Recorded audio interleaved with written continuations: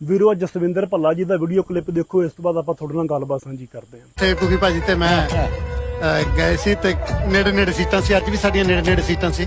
जो तुसी शूट कह गए थे, जो शूट कर चले सच्ची शूट सी। अच्छा जी, अर्चना जी इशारे कर रही है, कहती भल्ला जी को बोलो हिंदी में बात करें।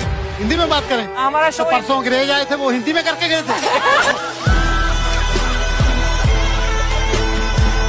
ਹਾਂਜੀ ਭੱਲਾ ਸਾਹਿਬ, ਸਾਡੇ ਇੱਧਰ ਲੈਂਦੇ ਪੰਜਾਬ ਦੇ ਵਿੱਚ ਸਾਡੇ ਜਟਕੀ ਐਕਸੈਂਟ ਦੇ ਵਿੱਚ ਗੱਲ ਕੀਤੀ ਜਾਂਦੀ ਆ ਕਿ ਜਿਉਂਦਾ ਰਹੋ ਮਾਊ ਦਾ ਤੈਨੂੰ ਮੰਨ ਕੇ ਆਏਗੇ, ਤੈਨੂੰ ਮਾਊ ਠਹਿਰ ਕੇ ਜੰਮਿਆ। ਯਕੀਨ ਕਰ ਜੋ ਭੱਲਾ ਸਾਹਿਬ, ਸਾਡੀਆਂ ਨਜ਼ਰਾਂ ਦੇ ਵਿੱਚ ਤੁਹਾਡਾ ਕੱਦ ਪਹਿਲੇ ਬਹੁਤ ਉੱਚਾ ਸੀ, ਸਾਡੇ ਦਿਲਾਂ ਦੇ ਵਿੱਚ ਤੁਹਾਡਾ ਘਰ ਪਹਿਲੇ ਮੌਜੂਦ ਸੀ, ਅਸੀਂ ਪਹਿਲੇ ਤੁਹਾਨੂੰ ਸਲਾਮ ਕਰਦੇ ਸੀ। ਲੇਕਿਨ ਕੱਲ ਜਿਹੜੀ ਗੱਲ ਤੁਸੀਂ ਕਰੋੜਾਂ ਰੁਪਈਆਂ ਦੀ ਗੱਲ ਕੀਤੀ ਆ, ਕਰੋੜਾਂ ਲੋਕਾਂ ਸਾਹਮਣੇ ਬਹਿ ਕੇ ਕਪਿਲ ਸ਼ਰਮਾ ਦਾ ਸ਼ੋਅ ਕੋਈ ਛੋਟਾ ਜਿਹਾ ਸ਼ੋਅ ਨਹੀਂ ਹੈ, ਉਹਨੂੰ ਲੱਖਾਂ ਕਰੋੜਾਂ ਲੋਕ ਦੇਖਦੇ ਆ। ਇੰਡੀਆ ਦੇ ਵਿੱਚ, ਪਾਕਿਸਤਾਨ ਦੇ ਵਿੱਚ, ਬਾਹਰ ਦੇ ਕੰਟਰੀਆਂ ਦੇ ਵਿੱਚ ਉਹ ਸ਼ੋਅ ਨੂੰ ਲੋਕ ਦੇਖਦੇ ਆ। ਤੁਸੀਂ ਉੱਥੇ ਬਹਿ ਕੇ ਜਿਹੜੀ ਕੱਲ ਮੌਕੇ ਤੇ ਜਵਾਬ ਠੋਕਵਾਂ ਦੇ ਕੇ ਕਿਹਾ ਕਿ ਕੱਲ ਇੱਥੇ ਗੋਰੇ ਆਏ ਸੀ, ਤਾਂ ਉਹਨਾਂ ਕਿਹੜਾ ਹਿੰਦੀ ਵਿੱਚ ਗੱਲ ਕੀਤੀ ਸੀ, ਮੈਂ ਹਿੰਦੀ ਦੇ ਵਿੱਚ ਗੱਲ ਕਰਾਂ। ਸੋ ਤੁਸੀਂ ਉੱਥੇ ਬਹਿ ਕੇ ਪੰਜਾਬੀ ਮਾਂ ਬੋਲੀ ਦਾ ਮਾਣ ਵਧਾਇਆ, ਤੁਸੀਂ ਪੰਜਾਬੀ ਮਾਂ ਬੋਲੀ ਦੇ ਸੱਚੇ ਸਪੂਤ ਬਣੇ ਔਰ ਬਣ ਕੇ ਵਿਖਾਇਆ ਔਰ ਸਾਬਤ ਕੀਤਾ ਕਿ ਤੁਸੀਂ ਪੰਜਾਬੀ ਹੋ।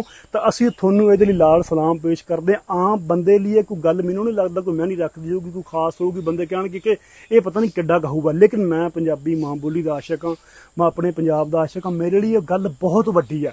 ਅਗਰ ਆਪਾਂ ਪੰਜਾਬ ਦੇ ਕਲਾਕਾਰਾਂ ਨੂੰ ਕੰਪੇਅਰ ਕਰੀਏ, ਮੈਂ ਹਮੇਸ਼ਾ ਜੋੜ ਕੇ ਵੇਖਦਾ ਉਹਨਾਂ ਲਹਿੰਦੇ ਚੜ੍ਹਦੇ ਪੰਜਾਬ ਦੇ। ਅਗਰ ਸਾਡਾ ਕੋਈ ਕਲਾਕਾਰ, ਸਾਡਾ ਕੋਈ ਪੰਜਾਬੀ ਉੱਥੇ ਬੈਠਾ ਹੁੰਦਾ ਤਾਂ ਕਦੀ ਵੀ ਉਹਨੇ ਇਹ ਗੱਲ ਨਹੀਂ ਸੀ ਕਰਨੀ ਕਿ ਗੋਰੇ ਇੱਥੇ ਆਏ ਸੀ, ਇਹ ਠੋਕਵਾਂ ਜਵਾਬ ਨਹੀਂ ਦੇਣਾ। ਉਹਨੇ ਕਹਿਣਾ ਜੀ ਬਾਈ ਜੀ ਮੈਨੂੰ ਮਾਫ ਕਰ ਦਿਓ, ਮਾਜ਼ਰਤ, ਸੌਰੀ, ਮੈਂ ਤੁਹਾਡੇ ਨਾਲ ਉਰਦੂ ਦੇ ਵਿੱਚ ਹੀ ਗੱਲ ਕਰਦਾ। ਉਰਦੂ ਤੇ ਹਿੰਦੀ ਇੱਕ ਹੀ ਆ, ਸਿਰਫ ਲਿਪੀ ਦਾ ਫਰਕ ਆ।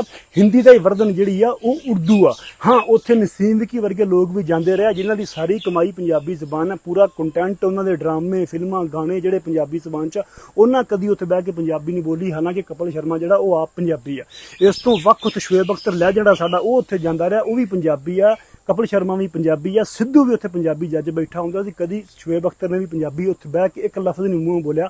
ਵਸੀਮ ਅਕਰਮ ਗਿਆ, ਹੋਰ ਵੱਖੋ ਵੱਖ ਸਾਡੇ ਇੱਥੋਂ ਦੇ ਜਿਹੜੇ ਕਲਾਕਾਰ ਆ, ਸਾਡੇ ਸੈਲੇਬ੍ਰਿਟੀਜ਼ ਆ, ਉੱਥੇ ਜਾ ਕੇ ਬਹਿੰਦੇ ਰਹੇ ਸ਼ੋਅ ਦੇ ਵਿੱਚ। ਲੇਕਿਨ ਕਦੀ ਵੀ ਇਹਨਾਂ ਨੇ ਉੱਥੇ ਆਪਣੀ ਪੰਜਾਬੀ ਜ਼ੁਬਾਨ, ਇੱਕ ਲਫ਼ਜ਼ ਇਹਨਾਂ ਨੇ ਮੂੰਹ, ਕਦੀ ਅੱਖਰ ਜਿਹੜਾ ਉਹ ਨਹੀਂ ਫੁੱਟਿਆ।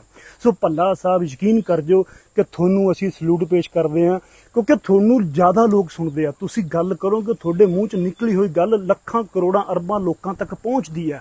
ਲੇਕਿਨ ਅਸੀਂ ਛੋਟੇ ਲੈਵਲ ਤੇ ਹਾਂ, ਸਾਡੀ ਗੱਲ ਕੀਤੀ ਹੋਈ ਸੈਂਕੜਿਆਂ ਲੋਕਾਂ ਤੱਕ ਪਹੁੰਚਦੀ ਹੈ।